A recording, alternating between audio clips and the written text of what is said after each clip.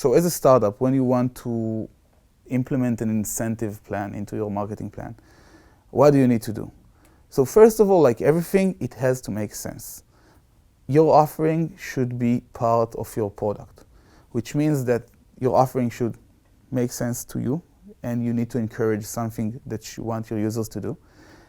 You want the offering to be perceived by your users as something that's worth money. It doesn't have to be money. It can also be virtual coins. Let's say that I'm promoting a virtual game, and if you're going to invite your friends, I'm going to give you 50 coins. Okay, I don't care about it, but my users care about it, and they will eventually, hopefully, pay for it. So they think this is a good thing. So a few examples about how to create great promotional plans.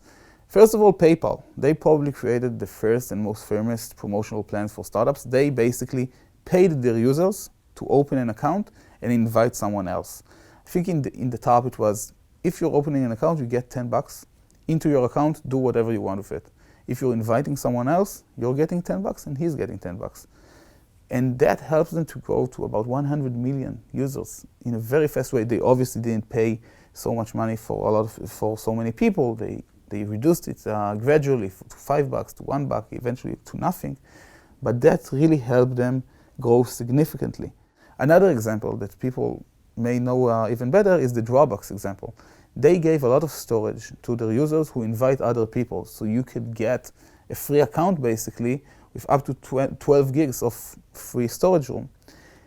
Back in the day, it was like 3 years ago, 4 years ago, that was a lot to get. Today I have like 2 tera and I'm paying $10, but that was huge. And people was competing each other who will get to their friends faster in order to invite them and make sure that they will accept the invitation.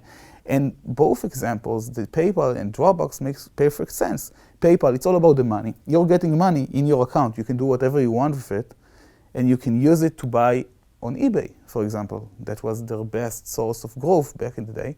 And for Drawbox, we're a storage company. You're getting free storage. Invite your friends. That helped them grow to so many users. And people are still trying to imitate those promotional plans. Another example is Zynga. When you're inviting your friends, you're getting virtual currency for specific games that they are promoting. Not only Zynga, obviously. Everybody who creates games that has some kind of virtual currency in it lets you do that. And by earning that virtual currency, by earning those things that you want in order to proceed in your games, they can encourage this behavior. Another example is Lyft. Lyft is competing with Uber in many geographies throughout the US, throughout the world. And Lyft wants to get more market share. How can they do that? One of the strategies is to pay you to ride with them. So let's say I want to get from point A to point B in Manhattan. And this is a ride that will cost me with Uber $20, with a yellow cab $15.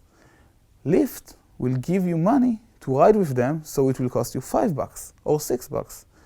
In this way, they can encourage the behavior that they want to encourage, that forming a habit of you associating Lyft with taking a cab by encouraging you and giving you money to use them. One major thing that you need to be very cautious about when you're doing incentive problem is making sure that your lifetime value, your LTV, is higher than your customer acquisition cost, your CAC. A lot of companies tend to exaggerate with acquiring users, focusing on growth, which is obviously the most important thing for an early stage startup. But as you grow, as you become more and more successful, people take advantage of that. The math doesn't make sense anymore. It was working for PayPal, but as you're growing more and more in users, you don't want to do it anymore because you want to encourage them to actually pay for that. You don't want to make them dependent on your specific dynamics and mechanics for earning virtual currency. That can be something very dangerous for a startup, to be dependent on the incentive plan and not focusing on keeping the users engaged through the dynamics of the product itself. One more thing is that incentives can only enhance the quality of your product. It will not replace anything. So if your product is great, the thing that you're doing with incentives is encourage what you hope that your users will be doing. That's the final push. That's not the main thing. You push them to share. You push them to activate. You push them to use it one time because you know that once they use it for that one time, they'll be hooked. But it won't replace a bad product. It won't replace a bad user acquisition strategy. Okay, so now that we've gone over the general checklist for launch, let's explore ways to get your app noticed.